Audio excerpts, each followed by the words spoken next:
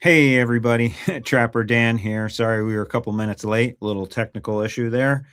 Hey, welcome to Trapper SNORR. SNORR stands for Sustainable, Natural, Organic, and Renewable Resource, and we do everything we can to support trapping and to show the benefits of fur trapping to the world. And we do that by trapline adventures, either on my trapline or someone else's trapline. Fursh education, that's episodes that we do in fur sheds, the rare place that people see. We get into other trappers' fur sheds and have a talk and get some lessons. We're out at conventions, and I say we, it's just me so far, pretty much. And then product reviews and these Trapper Live events. So tonight we have a very special guest. Oh, by the way, if you wanted to learn anything more about Trapper SNORR, you can go to trappersnorr.com. I'll just put that up there for you. It's with two S's, Trappers, plural, SNORR, Sustainable, Natural, Organic, and Renewable Resource. So tonight we are live with Coyote Wacker. There he is. Hey, Lou. Hey, Dan. How you How's doing? it going? Good. Good. So I've watched you actually for a few years, and I call Lou the slick trapper. Coyote Wacker. He always has slick trapping ideas. Yeah. Well, welcome. It's really nice to be here with you, and we were talking a little bit and getting to know each other over the last couple weeks, and I was excited to do this tonight. Yeah. Yeah. It's great to be here. I always like putting out information when I can. Um, most So of how the long have trapping you been trapping? I've been trapping since the 80s. I was off for a little while, but I don't know, 30, 40 years, something like that, I suppose, on and off.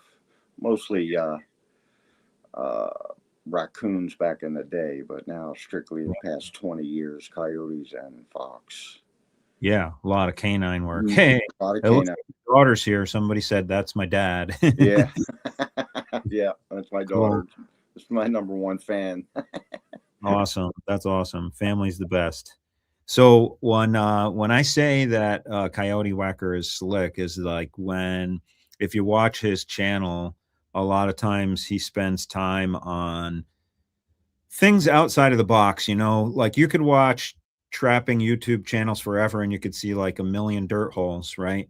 But like if you watch him, he'll show you something with a little nest, like you collect the nests, or this year you were showing people how to do almost like a pipe dream set in the snow, but with a cardboard tube. And Yeah. another thing I picked up from you, which I've never done. And I'm like, geez, that's stupid. Why didn't I ever do that? Taking a little bit of dirt from your red fox trap circle and putting Yeah. it in another one. That really works great. That's gold. Yeah, That that's great. really, yeah, that was really, that occurred to me a few years ago. The reason I do those things is a lot of the farms I've been on for many, many years. And of course, you never get all those animals. And so change ups are the key to my success on mostly my trapping. So I am always have my wheels turning on what I can do to trip them up because Hey, bluegrass they'll trapper. Bluegrass trapper's bluegrass. gonna Hey, see you bluegrass, how soon. you Yeah. doing, buddy? I guess I guess you're heading down there to trap with him, so that's cool. Yeah, he's a great guy, bluegrass. It's a beautiful country down there too in Kentucky. It really is. And you guys probably don't they're probably not buried in snow like we are. No, it melts off pretty quick. I was there last year at the end of January, and you had no snow. It was 50 degrees every day, and it never rained. Yeah. Not like here, you Yeah. know. Yeah, well, they're not really set up for a lot of snow either, so people kind of No, freak out and, stay off the roads, crazy yeah, they people. welcome the snow, especially he does. He could see everything. Snow. Reading snow is like a book to me. You know what I mean? Uh, But anything today, Enos? Anything on the line? He looks like he just got in. yeah, Oh, not back to what you were saying about switching up. Yeah, I mean, honestly, a lot of trappers, they like Tommy Bryant and Chappie and these guys that I know from learning from. They do switch ups annually. Like maybe not using the same lures and the baits every year, but Right. you're switching it up a lot during the season because you're really on top of the same animals. Right. Yep. I do. I switch up my lures and bait. I have a couple consistent lures that almost always pay off. Everybody hears me talk about Violator 7, which is just my go-to. I mean, that Yep, stuff, I use that too. it is, it's great. But bait, I'm always changing baits, and I do more flat sets than dirt holes. Yep, You never know where those coyotes have a what, 10, 12 mile range on any given night. So you're not yep, the only trapper in town. You know what I mean? You don't know what they see. yeah. So flat Isn't it? sets, It's like the best when you catch something on a flat blind set. Isn't that like the best? it is the best. It's It's always it's the like best the when you most catch one. rewarding because you didn't do anything to make him step there other than Yeah. think that he was going to step there. The old saying, keep it simple, stupid, as applies to coyotes. The more involved you get, the less you're gonna catch. They're just so wary and scared of everything that there is. And Yeah, they know the woods like your living room. You right. think you're just pulling something from over here and putting it over there. They know, and it puts Yeah, them they're on guard. So, yeah, you know yeah, what I mean? They're always on guard. And, the dirt hole represents another canine burying something that he couldn't finish. So right, right off the bat, naturally, they're on guard because they might get their butts kicked because they're stealing it from their buddy. right. So Yeah, it's exactly. Yep. they don't like it. I don't use Bluegrass will tell you he doesn't use big backstops or nothing like that. They like to see all the way around them all the time. Yep. But anything bigger than a paper cup really just puts them on guard. I like to use the T-bone. That's why the T-bone set works. I'm sure you've heard it hundreds of times. It works so Yeah. well because it's Yeah, I use the basic. T-bone. Yeah, two I or did a three video inches. this year of archaeology set. I went to a composting pile at my 3,000 head dairy farm and got buckets full of T-bones, Yeah, well, I that's read it good. somewhere. Yeah. And I actually drill them out and put anchors on them.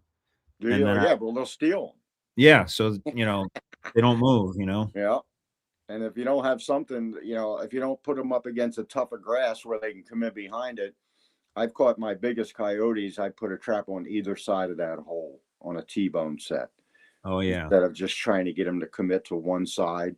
There you go. Because too many times that I would not care to count, they've always come in from the back, just picked it right up, plucked it right, and I'd put them down all the way down into the ground, Yeah. hammered it in there. It doesn't matter. They pull it right Yeah, out. because 'cause they're pretty straight. I mean, they don't have a Yeah, hook on them, so, you know, right. I I I find mine moved as well, but not anymore since I started anchoring them. So, now it's just a pain in the butt because 'cause they're all anchored out there and, like, Well, oh, driving them up. Yeah. pull them out later. Well, yeah. You have a winch on your four wheeler. I do, yeah. Yeah, Yep, that's the way to pull them yep, if you yep. can get it out. You can get out there in the snow, but now it's tough with the frozen ground. You got to be careful. You'll break them. Yeah, everything's just staying till the ground is thawed, but, hey, I just wanted to give a shout out to everybody that came. I mean, you're not watching the Olympics? You're here hanging out with us. You can put the DVR on for the snowboarding. How many people we got in? I can't tell. Well, you got a little chat going on there. I see, Greg Tierney's here. He's out in, Central New York. I went trapping with him on his line this year. It's Oh a yeah. really fun time. And, Enos is here, BT Worthington. We got a few trappers in here. That's awesome. I wanted to say a couple things like so I don't forget. I don't know if it's still for sale, but the Fur Takers of America has the calendar. I just wanted to give a shout out to Fur Takers of America. Uh, if you buy their calendar, which I think is probably you can go to their website and find out, but they do a drawing every single day. Really? So every day somebody wins something, and I think it's Oh, like cool. 35 bucks. Yeah. And they're also having an auction right now. Not right now, but starts on the 15th. And you can bid on a lot of like pretty awesome vacations, sportsman vacations. So Right. catfishing down in Tennessee and Oh, are they guided? guided trips. Yeah. Really? So, and if you guys, get if you have a Fur Takers of America membership, you get the awesome Fur Taker magazine, or if you're in the NTA, you get your Trappers Post. So I always like to just give a shout out because these organizations are what help make it possible for all of us to do this. So you should join. And if anybody is in a local club, go ahead and throw it up on the screen. If you're or if you're a member of FTA or NTA, throw it up there. Thank you. Means a Yeah, lot. great. Yeah. We don't have a local club in Dutchess County. Do you have one there? I don't think we have one right here. I'm in Erie County. I'm all the way over against the lake. Yeah. Yeah. By the way, we're both in New York. We're both in It's New my York. first live Yep. event with another trapper. You're just way on the other side of the state from me. Yeah, you're all the way over by New York City, right? Close to it, or no? Well, I'm 2 hours north of New York City. Oh, really? Okay. Two and Well, a half hours. you're right up against the Appalachians then. Yep, we're just below the Adirondacks, the Appalachian Trail. It just goes right through here. We're right on the Catskills and the Berkshires. Wow. This is the Hudson Valley. So and you and I were talking about like the differences in fur bearers. We can trap fisher and bobcat here. Yeah. But you can't out there. No, you can't. And I'm about 10 to 15 miles north of the line of where you can keep them. You have to release them. I call them in all the time. I really want to get rid of some fishers because, in my belief, they're really detrimental to turkeys around here. I imagine that fisher season's going to open soon out there because you're seeing so many. But I know bobcat, like Greg can't trap bobcats either, and it doesn't seem like there's that many around, right? Yeah, no, I know I don't have a lot of bobcats, but I average 5 to 6 fishers a year that I have to let go. Yeah. Hey, Ron McCarl, just for coming by, saying hello to a few guys. Gary's here. He belongs to New Jersey Fur Harvesters.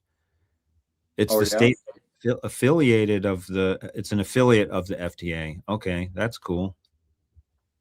Down in New Jersey, they can't use footholds, but I know it's that all snares. Yeah, and there's a lot of restraints. Conibear, muskrat trapping down in the swamps. Yeah. Is he in North Jersey or South Jersey? Do you know? Yeah, let us know if you're talking North or South Jersey. He says that it looks like Fisher will almost be statewide next year in New York. I know they're changing the season dates, but I didn't know that they were opening up more territory. That's cool. Good. I can't get any. Do you have to get them? The ones you catch, do you have to get them sealed? Do you have to get seals for? Yeah. When I did catch them, the last 2 years, there's just been nothing. I put out 9 boxes this year, and I caught just a million opossums and a few raccoons. But what kind of boxes are you using? You putting 220s in there? No, they're standard fisher boxes. They're right above my head, but if I take them down, I'm probably going to crash. I'm using 160s in those. Oh, okay. Yeah, it's built by the New York State regulations with the 6-inch, 18-inch, 18 back, 10 up, 6 up. I used to, for a couple of years, I was playing with the raccoons, and I took 2 5-gallon buckets and joined them, and because I went with the 6-inch. They'll crawl right up in 6 inches, no problem. Yeah, they get into some small spots. I have a crazy fisher story that maybe some of you guys heard this before, but this maybe like 4 or 5 years ago. I set a bobcat cubby. It was a forest set, and it came the next day, and the cubby was a disaster. And I'm like, okay, and it was on a drag, and I could not find that bobcat. And then I hear some jingling, and I look up, and I got a fisher up a tree with the drag, and it was not fisher season. Really? So I had to release it. Wow. I was just about to call my ECO, and I contacted my friend, and I have another trapping buddy here. And I ended up having to climb the tree, Well, he got a hold of the chain and held it as tight as he could, and I climbed the tree, and wouldn't you know, it was a front paw catch, so it was right in front of his mouth. I had to go up there and like get that. As soon as I popped it off, I didn't know what he was going to do. You know, it Yeah, was about 15 feet up, and he leapt out of the tree really. straight down to the ground from there and took off. Wow. There was a guy, Live More Outdoors, great guy, Jim. He had a Uh, bobcat go up a tree. He had to cut the tree. He cut the tree down. He couldn't climb the tree. He cut oh it. my gosh. I guess it was on his own property, so it wasn't no problem that one. But yeah, he It was on the trap up in the tree, the bobcat. had a heck of a time letting that bobcat go because it was after season. He uses a big bin with a mouse hole in it, and tries to get him on the bin, put the whole bin right over the whole cat Oh until yeah. until his foot sticks out, and he just releases them. Yep. That's how they do bears. There's been a couple bears caught in footholds, if you can believe it, the smaller bears. Oh yeah, they do. People just south of me, the Gidneys caught a couple bears this year. And actually, I ran a class here in Red Hook in January, and I had the DEC had a couple people come, and one of them was a guy who has been releasing the bears for people. Really? Eric, Can't be fun. mess up his last name, Turlinger or something like that. He helped come instruct for us. Boy, the chat is kind of blowing up here. Gary said that he uses Duke 155 legally set in New York. Oh, I lost that one. And got 3 in a 5-day season in Zone 7 in New York. Oh, so Gary's in New York, but he joined a trapping association in New Jersey, I guess. Oh, So okay. you were telling me before we got on that you used to have a 22-mile line. Yeah, way back in the day. And used to walk it. Yeah, I used to walk it. So I had a set of legs back then. Yeah. How many sets was that? 85 traps I used to run on that. Wow. Mostly 1.5s, and Connor bears. But that was in Pennsylvania, right? Mm-hmm. Yep. A lot And of what were you mostly catching? mostly raccoons on the streams, stuff like that. You have to skin them out right there. You can't carry all that stuff all that way, but Yeah. you get to be really good at it. But it was just, to me back then, I think about it now. I don't even know how I did it, but to me, I was just walking through the woods. I mean, it was awesome. It's beautiful country down Yeah. there. It's right up against the Allegheny National Forest. There's rocks out there as big as houses with trees growing on top of them. It was Yeah. just awesome experience. I had a great time. I really did. Yeah. How long did it take you to get it? Was it a loop? No, it was a straight shot. I used to have someone drop me off at the top, and then I would walk it all the way back. Wow. Walk it all the way back home. Take all day. Oh, gotcha. You know what I mean? It Yeah. would take all day, and I wasn't in no big hurry. Yeah. And it was great. I had a blast. Did you pull a sled with you or anything, or just have a trap basket? Oops. I think we There we go. lost you. We lost your camera. I'm gonna pop you off the stage just for a minute to let you try to get your camera back, and I will watch you backstage and see if we get you back. So yeah, thanks again everybody for coming. I have a couple other things to talk about that I thought was pretty cool. Did you guys know New York State puts out a fur bearers newsletter?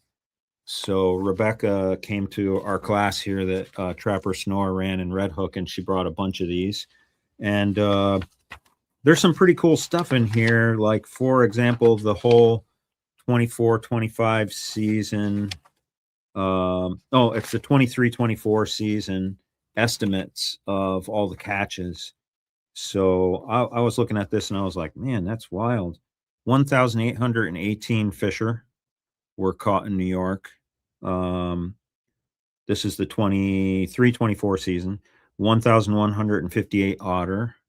445 bobcat, and I think Hudson Valley was the highest number. It was, I think we're somewhere in the 70s to 80s in bobcats over here. So that's kind of cool for us.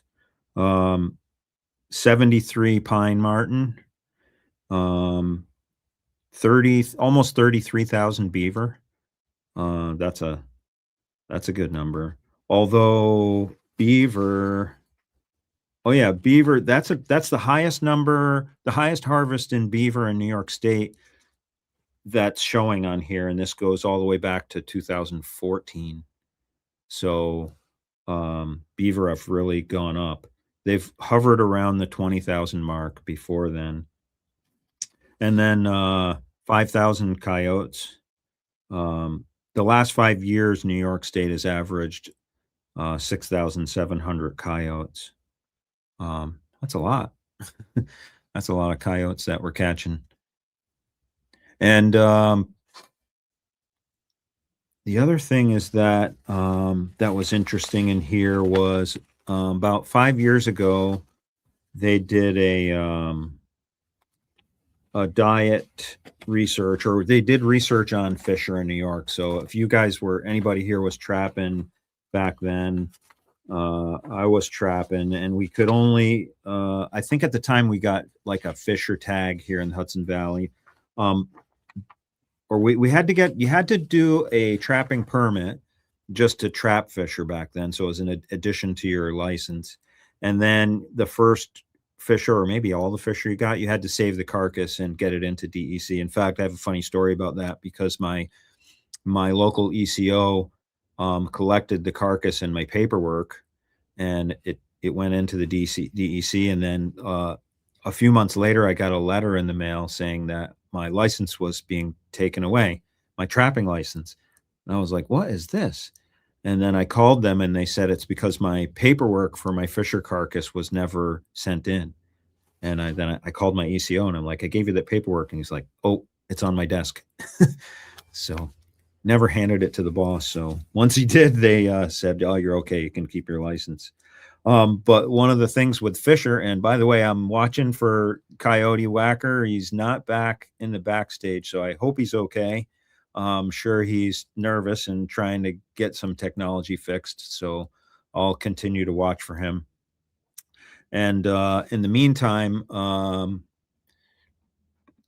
going to send Greg Tierney an invitation. If you get that, Greg, you can hop on in here with me.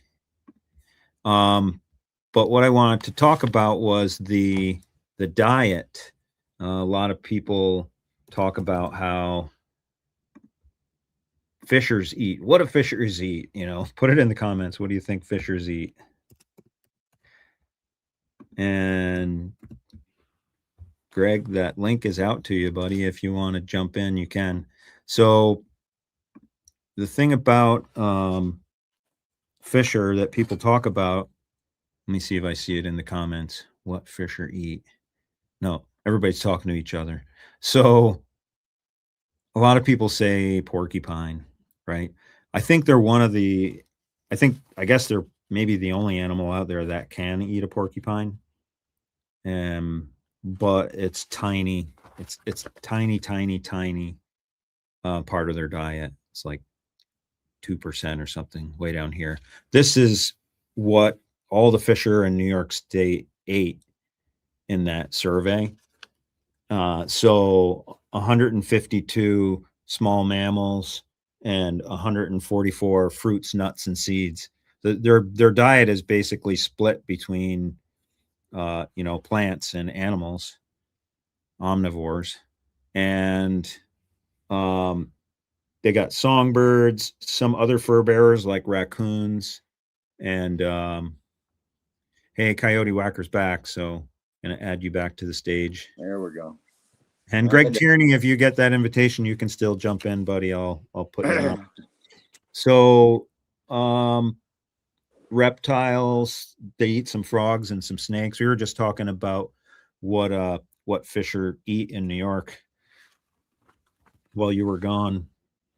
And it's amazing how they're mainly like coyotes, right? Coyotes they're just opportunists, right?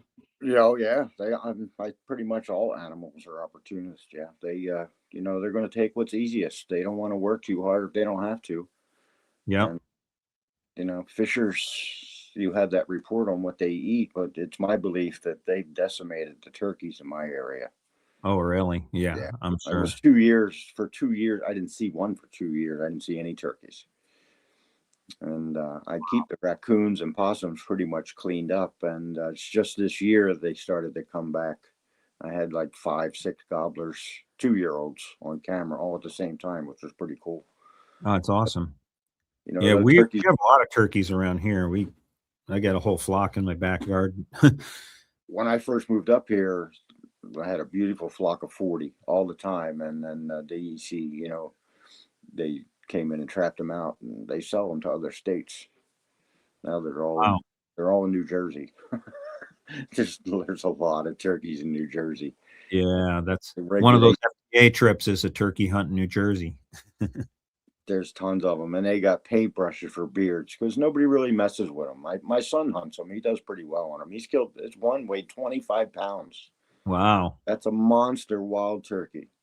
I remember when I was a kid in Vermont, we used to go out, drive.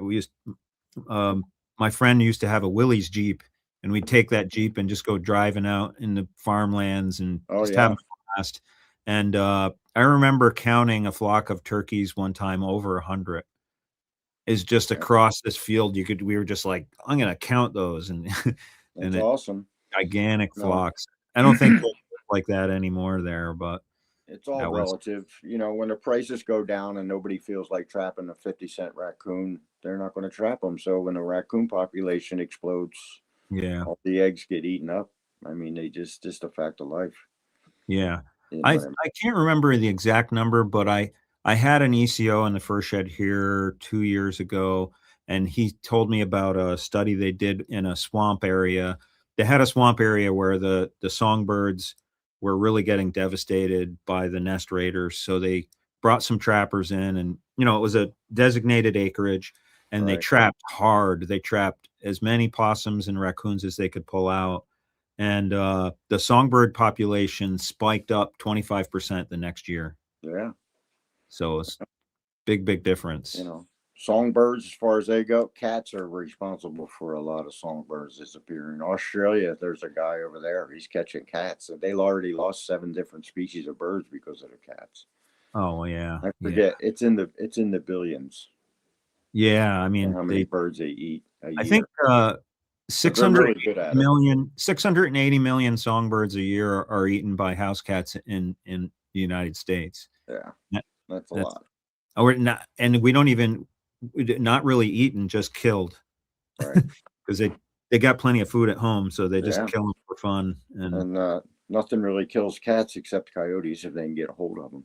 yeah, I've seen a couple studies done where they did some scat tests on all the coyotes that live in the cities and all that stuff, where people think they don't even have coyotes, and oh, 82% of their diet was house cats. oh wow. Yeah, So where did Fluffy go? yeah, well, I haven't seen Fluffy in days. there's a lot of people that feed cats outside. You know what I mean? Yeah, They just dump the yeah. food outside, and Personally, I actually have a problem with everybody letting their cats out. I'm like, you can't let your dog just run free. Why can't you just let your cat run free? there's no And law against cats. I see cats like deep in my trap line sometimes, way out on the farm. I'm like, oh boy, You you can know. tell that they've been out there for a while too, and they get pretty good size. Them big old toms, Oh yeah, I've seen yeah. them around. Mhm. They do a lot of damage. People don't get. Cats are very efficient. I mean, they're probably more efficient than a coyote as far as sneaking up on stuff like that. Oh, You know, amazing they're stalkers, just, right? yeah, Yeah, they're just like bobcats or yeah. better. But they're small. I'm pretty sure that I've walked right by the bobcats I'm trapping. They're just Yeah. hiding away somewhere under a rock or something. What kind of sets do you put up for your bobcats? You have seen Um, you caught them, right? You catch them. yeah, I got 6 this year. I Wow. last year I got 7. I I definitely had a few misses this year. Um, Just from and trap placement. Misses from trap placement. Yes, it was walkthroughs with a single trap, and I think I had it set right. I had a good step over, but they didn't step on the pan. Even I had blocked them in hard. It was two specific times. So on those, I ended up putting two traps, but I never, my cats are on like a 2 to 3 week cycle, and I just never got them to go through there again. How about that? Yeah. But I used to do a lot of cubbies, and I caught cats in cubbies. And then I went out in Wyoming with Chappie on a ride along for bobcat trapping and learned a lot about the walkthrough. And I was like, wow, the walkthrough is just a killer set. And Really? yeah, those, you can just narrow those bobcats right down into where they already are and just get them walking right through. Now, do Uh, you use a rub lure with that? I do. However, on my camera, I have not seen that they rub on it. Usually it's all about the scents that are. I do a bait hole and Mm-hmm. I do lure on both sides, and it's always about their nose going down. Really? Yep. And then they just walk right through and step in the trap. But um the snow kind of killed my walkthrough, so I don't know if anybody, following me. I put tunnels out. I covered my walkthroughs with two Yeah, I halves. saw that. Yeah, so You get one in that? nothing yet, and No. I only have one more night because I'm gonna be heading north tomorrow Right. afternoon. So tomorrow morning will be my last check on those. So secrets out on the next episode. Yeah. Big old goose egg on those, but I got some really good content of what I did out there. And this remind me to any first of all, Coyote Wacker and I are on both of our channels right now. So hello to all your subscribers, and Yeah. you can say Hello to hello. all your To mine. subscribers. Yeah, your channel's quite a bit bigger than mine, and thank you everybody for tuning in. If you aren't subscribed to one or the other of us, please do, because it helps us out and it tells Yeah. YouTube that we're doing good work here, spreading the truth about trapping. We By the always way, when did you start your channel? 4 years ago. Okay, wow, you got big in 4 years because I started mine 4 years ago too, but Did I you? wasn't yeah, I wasn't, putting out tons and tons of video. I Oh, my had a stupid short go viral, and I probably got 9,000 subscribers from it. From what? From a short. It Oh, yep, it there you go. it wasn't nothing spectacular. I mean, I have a couple hundred shorts out there. This one was just a big, beautiful coyote in the mud, and I think I got like 9 million views on it, Wow, that's and amazing. it pushed me right over 10,000 subscribers. That was a couple years ago, but I think that's what did it. Yeah, that's You just awesome. never know what people are going to watch. You know what I mean? I have Yep. other content. I do other things on this channel, but trapping is the main thing. I think that our audience is just not that big. There's only eight Yeah. hundred thousand trappers in the whole country. Yeah, yeah, it's a You know what I small mean? niche for sure. It's a very Um, small niche. I'm just gonna follow up on the chat a little bit. We did have a question about the study on the carcasses. I think it was just the question was it just for proof of capture? I think actually the wildlife biologist wanted to study the stomach contents, and they were specifically looking for anything that might be hurting the population, like rat poisonings and stuff like that. Which Right. um, I guess they did find some, and I don't know all the news about that for sure, but I know that people were worried about that with the gray fox too, with maybe Oh that yeah.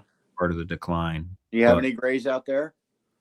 I got two this year, and they're the first Did you? two I ever got, Yeah. or maybe three.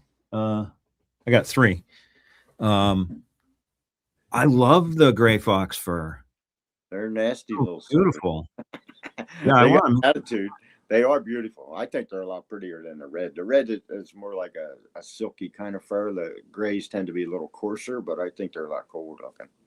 Yeah, And they're they're a definitely lot more cat like than they are fox like, I think. Yeah, and they say they can climb trees and everything. Hey Interesting. guys, there's a QR code up on the screen. If you want to buy either of us a cup of coffee, you can hit that QR and buy us a cup of coffee. It's just it's basically just a tip. So if you buy one, I'm gonna be sharing that with Lou. We're just splitting it here. But if you do buy us coffee, beware, we might stay here for a long time and Yeah, talk. right. You get any grays out there? A couple. I think I've gotten only two or three, not a lot. I caught Yeah. one at one of the farms. There's probably 700 acres of fields and not a bush to be found. And I caught a gray fox right in the middle of it. I had no idea why he was there. It was right in the cow path. It was nice. I use a lot of trails. So once the cows come in, I'm free to trap the whole farm. A lot of times I'm limited to my areas unless I want to run the orange string and keep the cows out. Because I have a lot of trouble with them heifers. You know, Oh, they just like to see what I can set a trap and not see a cow, and I'll turn around and be 40 of them standing behind me watching me what I'm doing. oh, geez, yeah. I'll come back the next morning, it'll be all stomped to bits. But once the cows come in, I make a lot of those mafia sets in the trails that the cows use because the dogs will run them pretty regular. And I use a mink gland lure on a little tuft of grass on either side, and that's it. No urine or nothing Yeah. like that. And it works pretty good if the rain holds off. Once the rain starts, the mud starts, and then you got to switch to traps, setting traps in grass, like what's his name, Mark. Zagger. Yes, Zagger. Yep. You got to do those kind of things. Yep. It's not like he said. Words out of I quote him. It's just not conducive to catch canines in this part of the state. It's Mm-hmm. just not. And he's closer to you than he is to me. I think he's over there. Actually, he's right in between us somewhere. Yeah, exactly. Yeah. Greg Tierney is bordering right along where Mark Zagger traps. Yeah. And Right. those guys are on some beautiful country out there. Beautiful They coyote country for And sure. he catches a lot of coyotes, but I guarantee you he's got 100 traps out at least. He's got a Yeah. lot of Yeah. ground. It's a long line. Yeah. Yeah. And Greg has, and by the way, I saw your message, Greg, that you had technical difficulties. No problem. We got the Coyote Wacker back. I invited Greg in when you popped out just in Yeah, case. I don't know what happened. I had to come out and restart. Not All really sure right. on that. You're all good. But I think yeah, Greg has like a split line. He only got to show me half of it, but it takes all day, all day Really? to get to all those farms. I forgot what you guys it's called Traveling with Tyranny if you guys want to watch that episode if you haven't seen it. It was I'll have to check it out. it was a fun one to make for sure. But they've got some beautiful, beautiful country. I find the deer mess me up like the cattle mess you up. Really? The deer, they're just always curious and they're always stepping in things. And In your coyote sets? my bobcat walkthroughs, Really? yeah, my flat sets. Sometimes the flat sets just because there's just so many deer, Yeah. and They do they're walk just through. yeah, I get a probably, I don't know, I would have to say 20% of my stuff you could tell when they just step in it and pull free. The trap's all the way out the end of the chain and there's nothing, yep, yep, that's exactly the definitely, telltale sign. Yeah, yeah. you're like, So oh they get curious. I have hundreds of pictures and videos of deer. They can smell that. They got a good nose. Them deer, of course. You know oh that. yeah, So oh they're yeah, curious too. I yep, used to kill a lot of deer on a scent that was made. It was called Trail's End, and it had a lot of vanilla in it. And I would drag that behind me and then hang in the tree. And then suckers, they would come up there with their nose up in the air trying to find that. So that's what it is. They're drawn to your lure. yeah. Or bait. I'm totally sold on scenting for deer hunting. I've been using lip liquor from Hoosier Trapper Supply the last couple of years, Oh yeah, and I this is in another video of mine too. It's called Fur Trapping and Deer Hunting. I go up on this mountain deer hunting near us. I have a camp up there, and I hiked up, and something like 3 o'clock or something. I got to this deer scrape, and I put some lip liquor on the tree, and then I went back to camp. I put a camera up, and the next morning I pulled the card, and at like 3:33, $2 came into that. really? Like, yeah, they just like right away, you know. I have a lot Yes. of fun messing with deer. Their nose is superior to Oh just about any other than a coyote. It's all about how long that snout is and how many sensors they got going on. But they yeah. have all these woods to run around, and the first thing they see when they come in is a little 3 or 4 inch camera on a tree. Yeah. So I Yeah. know those cameras make noise because they can hear them and they can see Yeah. them. Yeah. They just do. I mean, I don't know. I know they can't see I can't see red. It's not in their spectrum as far as the low glow and stuff like that. But or infrared. But those cameras make noise when they click on, and that's I scare tons of coyotes and fox all the time with that. Mm, I yeah. make videos about it all the time. Yep. Freaks them I out. have not. I've not had too much camera coverage of my canines being scared by my cameras.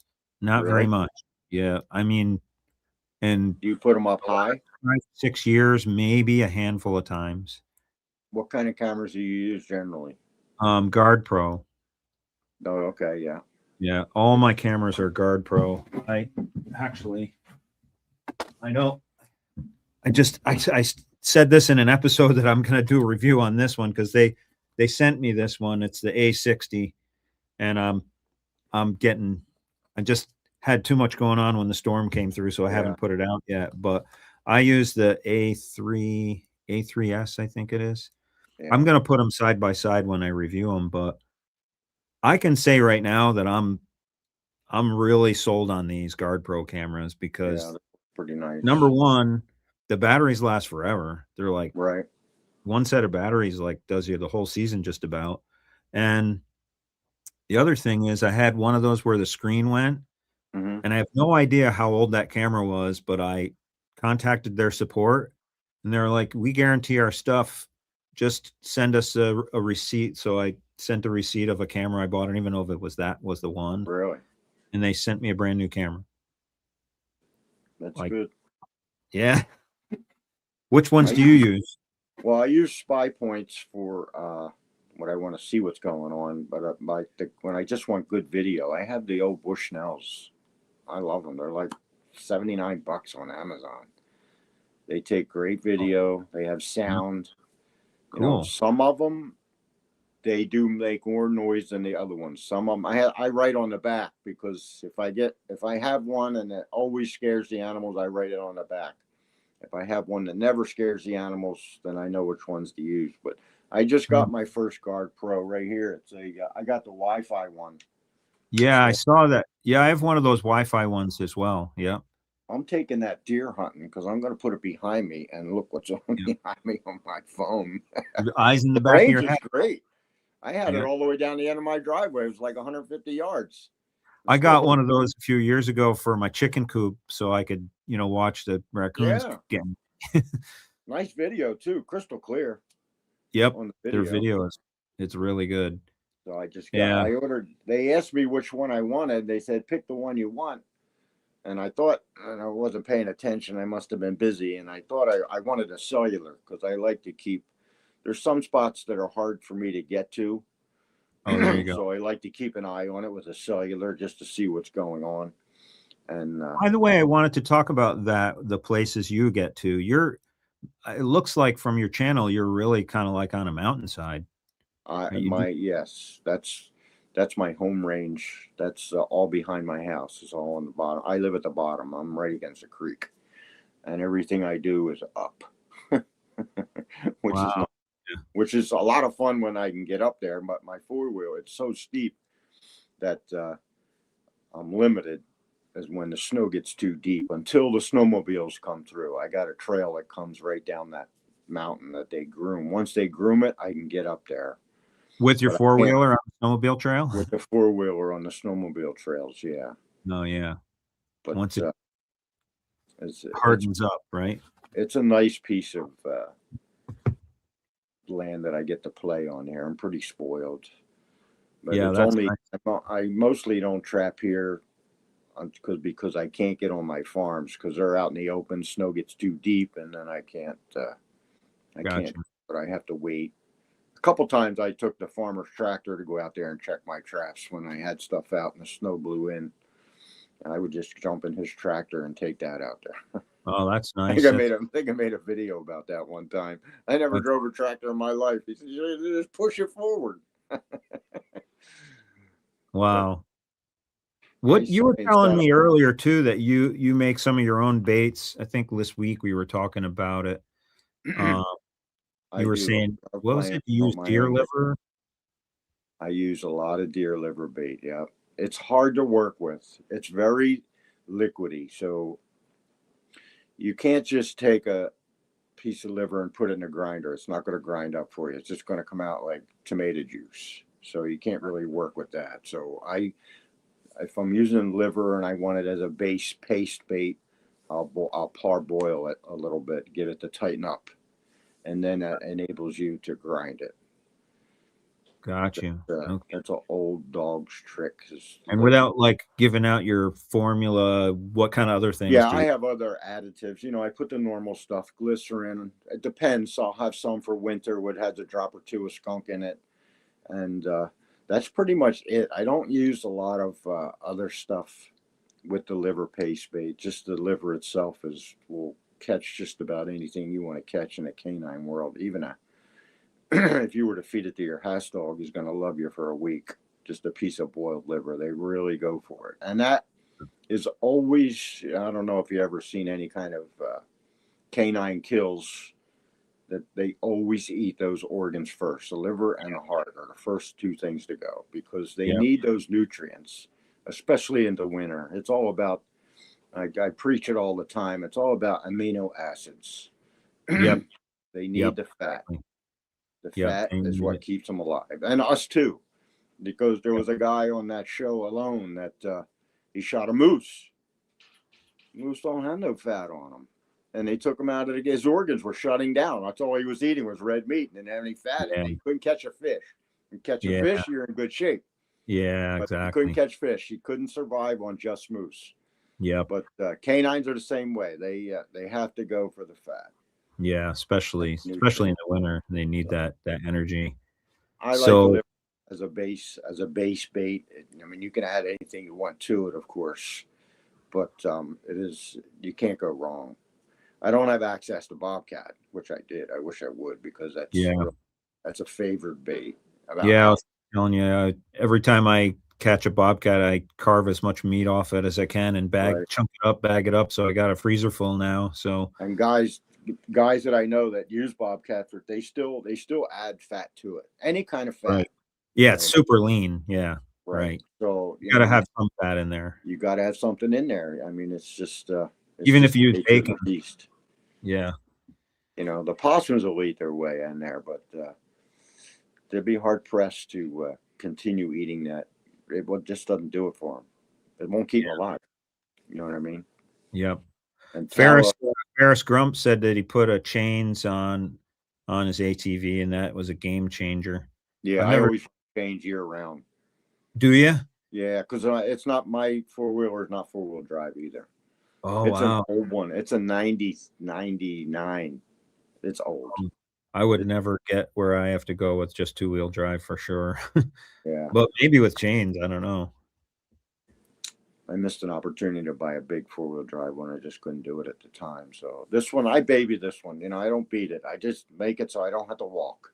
Yep. You know what I Yep. mean? But it's going to need rebuild at some point. It's a direct drive. There's no chain, so they tend to last forever if you take care of them. Yeah. My Honda Pioneer is direct drive too. Yeah, it's a regular like a car transmission, so Right. no belt to worry Uh, about. no belts, no chains. It's just and it does for me. It's perfect. When I went down to Kentucky, it was great. I drug out all the way down in there, and I'm glad I did because two people in a 4-wheeler and all the tracking gear is not fun. Yeah, that's not. Hey, BT Worthington asked, does the fat lower the freezing temperature? Well, you add glycerol or glycerin to it to keep it from freezing, which is an antifreeze. Yeah. Okay. For all you people that are out there vaping, that's what's in your vape is glycerol. Same stuff we use in trapping. That's what Oh, makes it smoke. I know, not good. but it's true. But Yeah. yeah, you have to add an antifreeze to it. Yeah. I was using and you have to, you contain it a little bit, but then you start getting into your sodium benzate. You have to preserve it, which will keep it right where you want it to. There's all kinds of stuff, and there's so much information out there. There's guys making bait. You could probably find 500 channels to show you how to make bait. It's not yeah, that. It's yeah, not. there's a lot, yeah. Tainting it and like you said, adding the sodium benzoate to stop Right. it right where you wanna stop it, I and made yeah, a I have video. I made a video a while back on the jars that I use to taint it to keep the flies out. Once the flies get in there, it's no good. oh, yeah, yeah, put a little cheesecloth over and then tighten the lid right on top of Yeah, that. no, I don't do that. I don't. I find that if I do that, I get the eggs all the way around the edge of the lid. So I buy a little fitting. I buy a little fitting. I drill a hole in the lid and I tighten the fitting on. Then I run a little tube off of there and I put Oh, cheesecloth in the tube so they don't crawl down that. And there then you go. you buy a lot of pickle jars. Those gallon jars are perfect. Oh, yeah. And it only takes, depending on the meat, no more than in the summertime. It's 3 or 4 weeks is all you need, Yep, really. We used to yep. back in the day. We used to bury everything underground for 3 months. Yeah, We used keep a the lot of flies woodchucks, a lot of woodchucks back then. I think I got bluegrass trapper into the woodchucks, but he can't shoot them. I'm loaded with them around here because oh, yeah, we I are kill all too. the predators around here on my property, so I have no problem killing 12 and 15 woodchucks every. OtterCat says that borax does the same thing as sodium benzoate. Huh, if you don't have any. I didn't know that. Probably does. Yeah, it's Yeah. got salt in it. It's the salt, I think. Gary's Borax. heading out west of Binghamton to scout for beaver trapping. Do you do any beaver trapping? I do. When they move into creeks and I could start seeing the road because the trees are coming down, that's when I go get them. Yeah, I got five or six right out in front of my place last year, up to 55 pounds. Wow, yeah, that's a big one. I can't do it now. I wait till the ice out. Oh, while we're on the bait thing, I jumped up and I grabbed this. This is called the Five and Dime, and Oh yeah. this is a special jar. I did a First Education episode with Neil Sal, the Soul cousins, Neil Soul, and so they make this one up. It's their own. They didn't give me the recipe, but I got to use it in a couple of sets, but right near the end of the season. I think it smells almost like it has kind of like a eucalyptus kind of smell to it, but they Really? swear by it. And It might they have a did musk in it. recipes. It's probably got some kind of valerian musk or I think it's valerian or what's the other one that comes from Siberia? It's Mm. expensive as stuff. Africa. Well, I'm sure they don't have that in there, but they said they've been trying. There's like I think they had 7 different formulas they worked over, many years, and this one they call the Five and Came up Dime. with. Because there's everything in it, like Do they it's sell it? no, No. no. They just gave me that one, and I wanted to mention another thing because Neil was he was my trainer. I was a New York State fur educator apprentice this last year, Oh yeah. so I got to train with him, and I'm going to take my final test Oh, on awesome. on the 26th of this month. That's cool. So yeah, this thing is if anybody else out there is a fur trapping educator in their state, or if you are in New York State, um, yeah, send me a message. We can talk about it. I think it's a good thing to do to keep people getting their licenses. And right now, I'm putting my email up so you can send me something if you are a instructor. Right now, New York State just passed the thing that you can take your trapping education online and just get your license. Really? I think it's horrible. Like, Yeah. You need some kind of hands on, no?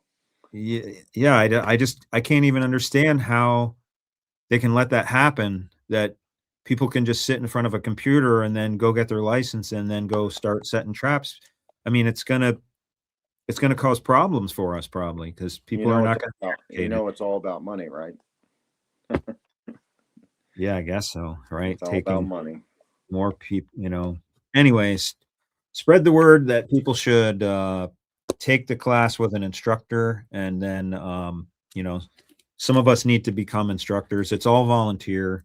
Yeah. What I had to do is I had to teach every discipline of the class, which is um, box and conibear trapping, land trapping, and water trapping. And then you have to give a lecture on trapping ethics.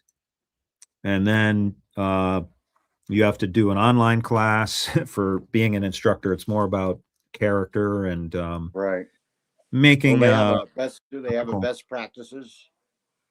Yep, yep.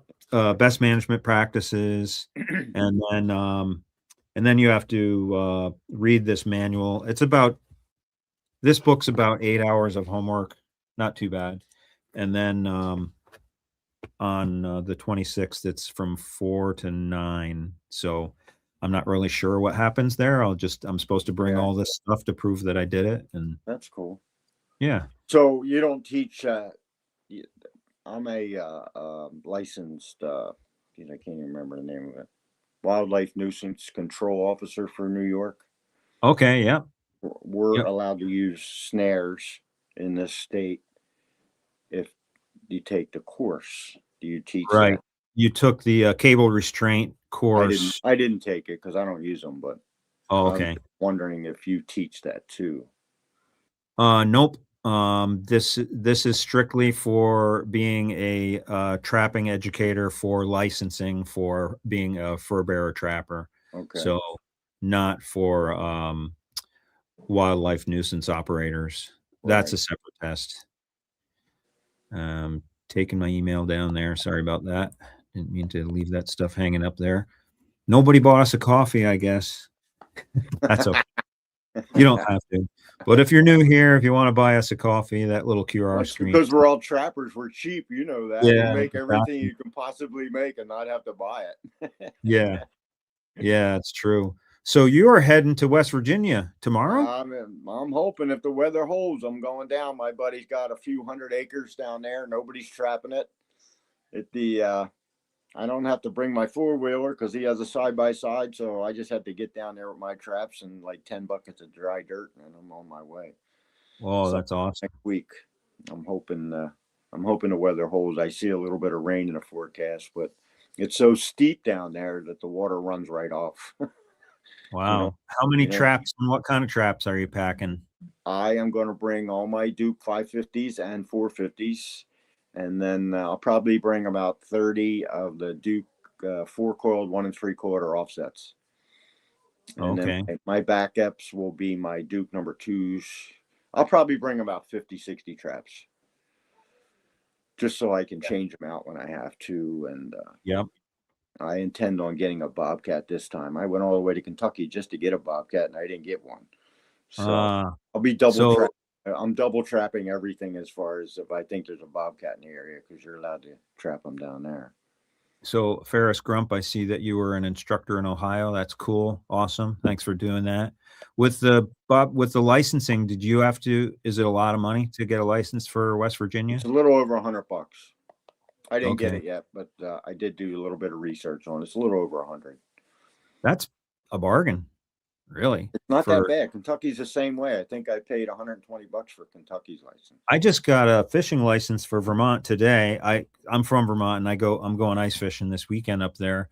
Are you? And but I have to get the non-resident fishing license, which is it's only $54, but I noticed the non-resident trapping license was right under it. It's 309. Really? Yeah, For that's a Vermont? lot. Yeah, for Vermont, and Vermont's not exactly, Yeah, I don't even know crawling anyone with tons trapping of in Vermont. places to trap. Do they have martin? They have martin in Vermont. They must. They're doing a reintroduction of them now, I think. Yeah, they're trying to, yeah. Chasing Tails, who's I think here tonight, was telling us about that last time. The pine marten, it's great habitat for them, but unlike the Adirondacks, their population is either way down or Yeah. just not there. So, and Trapper Joel Martz is here. He's a buddy of mine, and he says, yeah, you need to be certified to use the cable restraints, but it's only for beaver, and you can get certified with the DEC. Yeah, they usually give the class at the trapping convention, I think. Yeah. In fact, I'm going to give a little shout out because I have an episode coming out on Trapper Snore tomorrow night, which I'm really excited to share with you guys. Do you know Jim Comstock? I've heard the Uh, name. yeah, he's a cage trap builder. Oh He's yeah, quite a notorious trapper. He's an ADC trapper, but he's also spent a lifetime trapping. And I spent a couple hours at his house last week and did an interview with him. And so tomorrow night, the Jim Comstock's first education or workshop interview is coming out on Trapper Snore. So please watch for that. It's a long one. It's over an hour, but I'll tell yeah. you what, if you watch it, you'll learn a lot. The guy's amazing. And the Does he reason I make a brought cage? Does he make cage traps? he makes cage Does he traps. make them for the 220 for New York? Is that the guy I'm thinking about? Well, he is involved with New York. They use his cages for relocations and for Yeah. like the otters and it's called I was at some show and there was somebody making cage traps that fit the 220 bill. So you're able to use a cage trap with the 220 and go by all their specifications. all right, I'm not Can't remember sure. the name, but I've heard of his name before. Well, he actually was the guy who taught the cable restraint classes for the state to start it off because he was already cable restraining or snaring beavers. Um, bef- I guess he understood it was legal by the terminology and the laws, and so he was doing it. And then the state was like, "All right, then you're going to teach it, so that other people can get certified now." So, What state was that? Ohio? oh no, here in New York. In New York?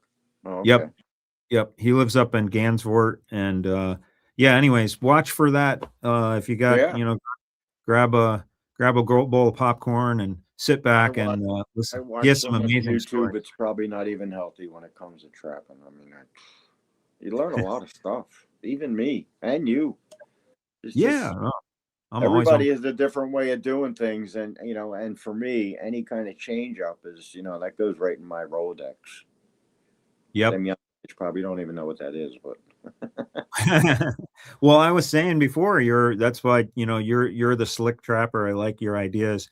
And I like that one of the things that I like to say about trapping and the trapper themselves is you can do what you want to do on your trap line. Like it's a lot of people are like, "Oh, you should do this, you should do that." You know what? You make your own choice yeah, and you learn from it.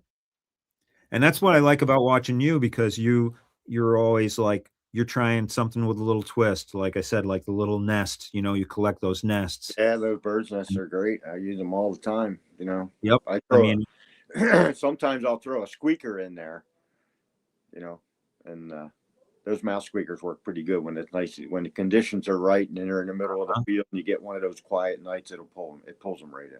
I got one of those years ago and the batteries died and I never used it. But Yeah, you have to run when you use any of that, even your cameras. When you run batteries, I mean they're a little bit more expensive, but I really shy away from using any kind of alkaline battery anymore because I'm mm, really bad about taking batteries out in the summertime. I run my cameras all the time, but if yeah, you forget, there's nothing but corrosion in there by the end of summer. That's why yeah. I buy all lithium batteries. Empty Pockets wants to know how you like Kentucky. I love Kentucky. I went to that beautiful rolling hill country down there, if you ask me. That was with Bluegrass Trapper. Yeah, that was with Bluegrass Trapper. Yep. I've been to Tennessee. I did a little bird hunting in Tennessee. I went down there one time, and it's just really nice. It has some steep mountains to it, but as a general rule, it's just beautiful rolly hills. Nice. It's a beautiful state. Good. They have good hardwoods in down there. Beautiful fields, plenty of cows, plenty of farmland, and not a lot of rules. Not like here. Down there we're running four wheelers up and down the tarred roads, going from farm to farm. Everybody got a gun hanging out of their pocket, Yeah. Yeah. and you're allowed to use snares with no Yeah. rules. You know. Oh, I didn't know you could use snares. Actually, I didn't see Enos using snares too much Yeah, or we at didn't. all. We only ran a couple. We're mostly footholds, but when we were down there, we ran a couple on the fence. There was what happened was a cow died, and right along the fence line where we couldn't trap. We had we had gotten permission from the I call it the BLM. You have to write in and get permission to trap millions of acres, but we had those papers with us, but we just didn't want to go over the barbed wire fence because you couldn't drive there. We would have to walk it. No motor vehicles allowed in. So Gotcha. a couple of lazy guys like us, we're not walking anywhere. So we Yeah. set snares up on the barbed wire, and we picked off. I think we got like 5 or 6 of them. Wow. Yep. Snares. It was cool. They come right Yeah. into dead cows. You know, they really don't eat dead cows like you think they would. Mm, They don't. I don't know why. That cow laid there and didn't have a mark on it. hmm. Stunk. They come Yeah. in for the smell, you know? I think they, which I'm finding out with all the animals is they pick and choose, if they're already doing well somewhere, Yeah. then they're gonna stick to what they're doing, like, They'll take a baby goat yep. or anything. But I think the cows have the power to roust them out. And they worry them a little bit when there's a coyote in the trap and the cows around. They're going to gather around that coyote, and they're gonna make them nervous. They don't stomp on them or nothing, but they'll just they stand there and look at them, which is enough to make you nervous when you got a 1,000-pound animal looking at you and all his buddies. Yeah. But I've had a couple baby coats.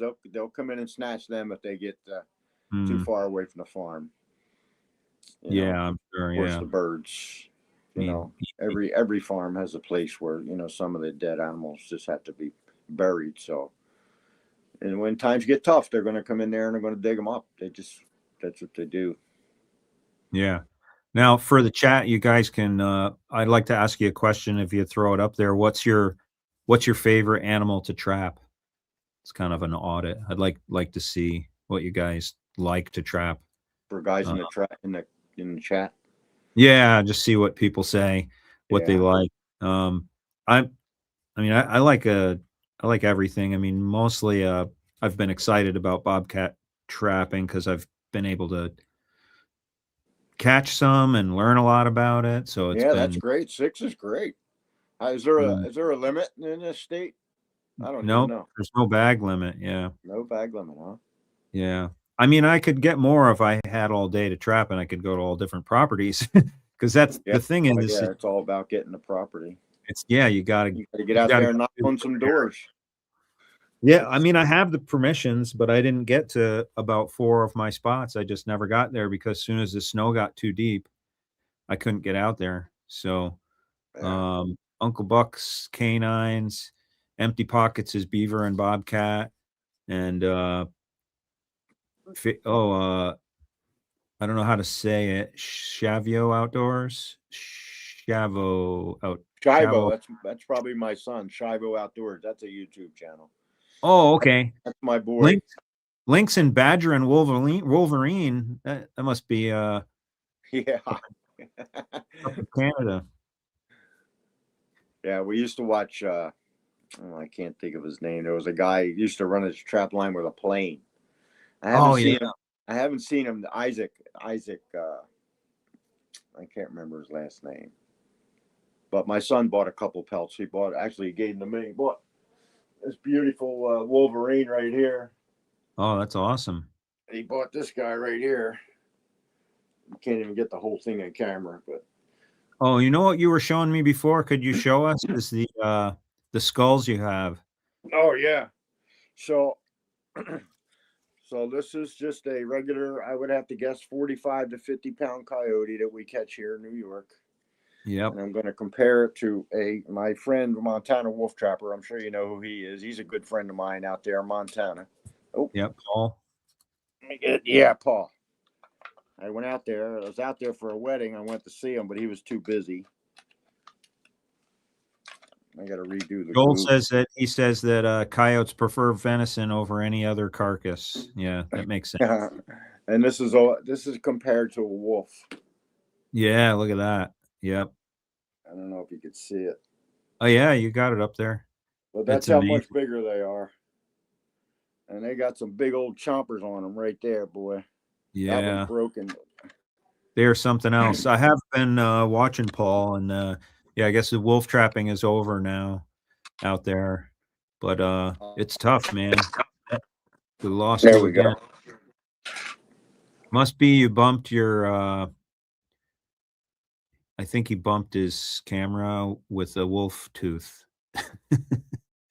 The wolf ate the camera, and the coyote whacker is now gone. So hopefully he comes back. Um,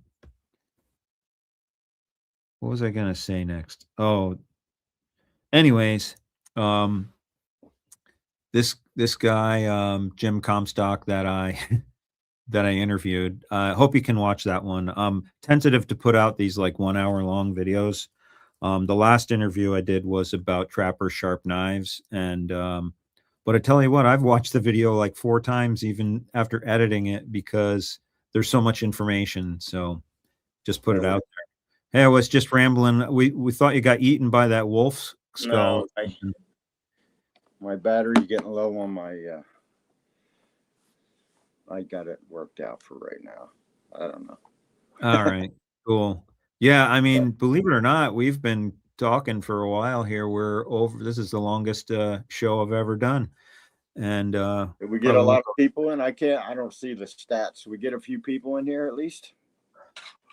This is the most people I've ever seen talking in the chat, and everybody's Wow, talking with each other and throwing a few cool. things out. And I apologize to anyone out there that I didn't get to something you asked us, because it's been kind of hard to watch it at the same time as Coyote Whacker and I talk.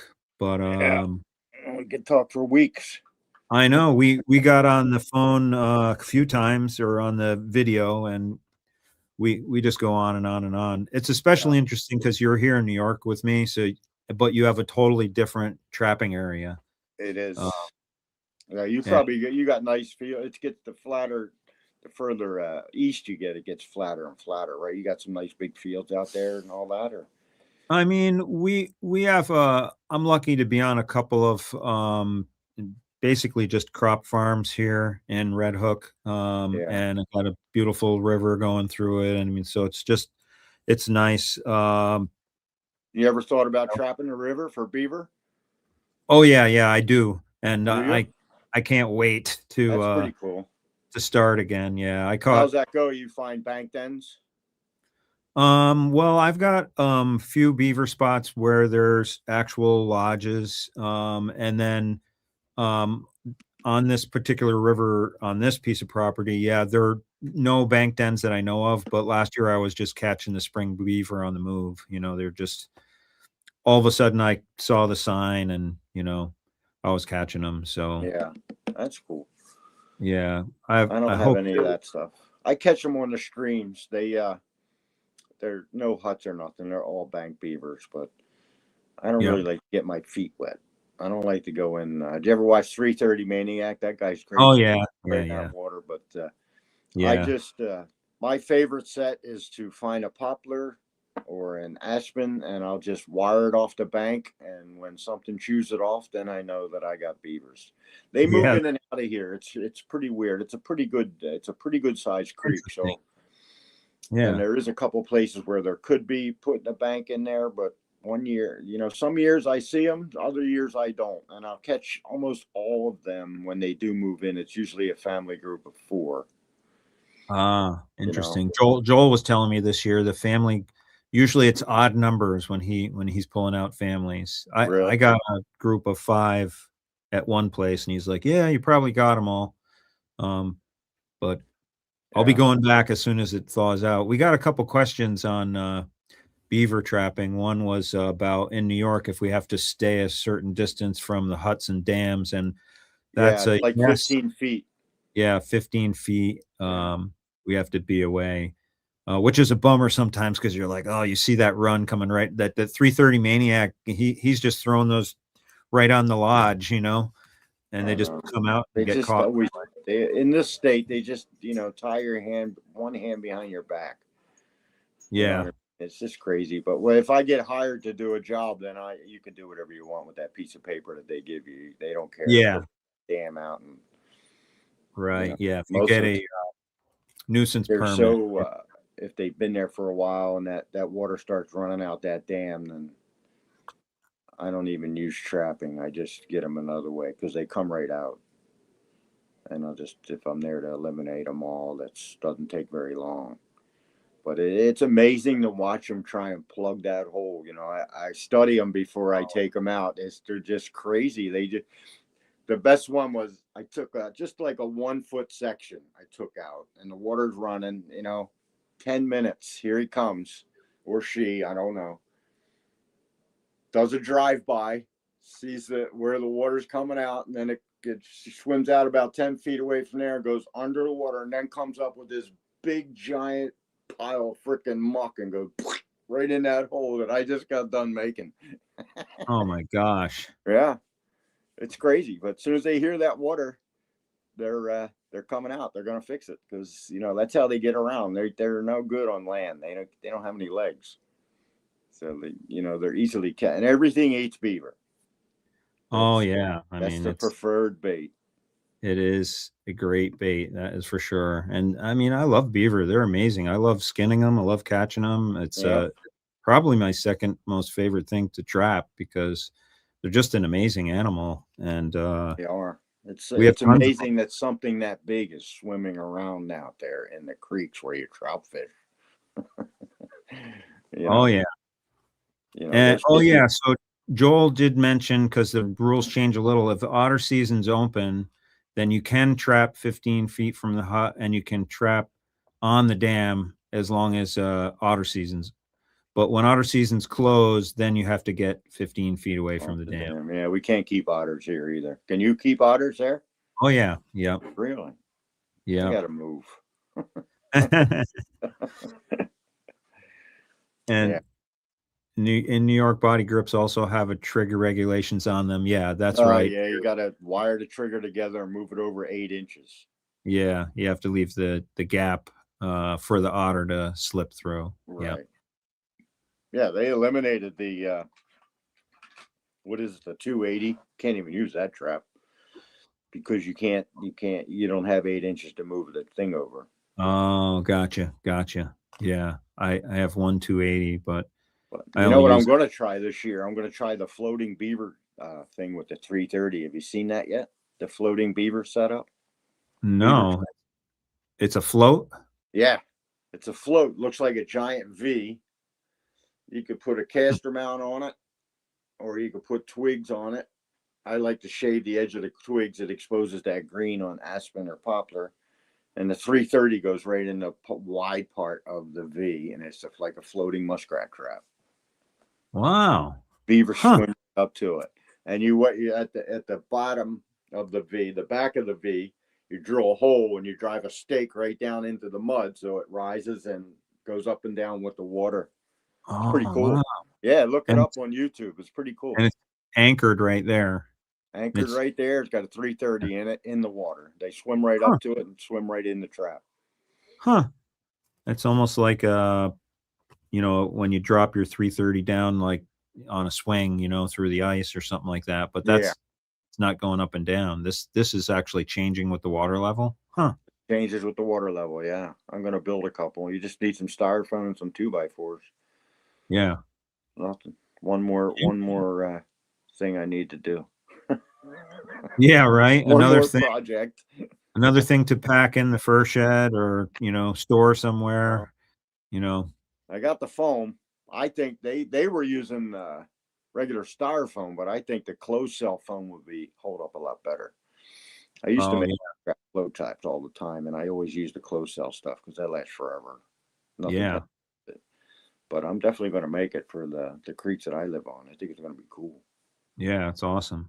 I did do. Definitely all this talking about water trapping is getting me Yeah. that I'm starting to finally get I mean, I love the snow and I love winter, but I'm getting tired. Well, it's great that they extended the season. You never used to be able to. They used to be over in February, right? Now it's all the way Yeah. to April 7th. But I have trouble Yeah. with trout fishermen when I'm trapping in Oh, April. really? Yeah, they put sticks in my trap and all that stuff. Really? Hmm. Jeez. I had a Huh. couple. I lost a couple. I lost a pair of not Duke Briggers, number three Briggers last year. They stole them babies. Oh, that's too bad. Yeah, but what are you gonna do? People are people, no matter what. Yeah.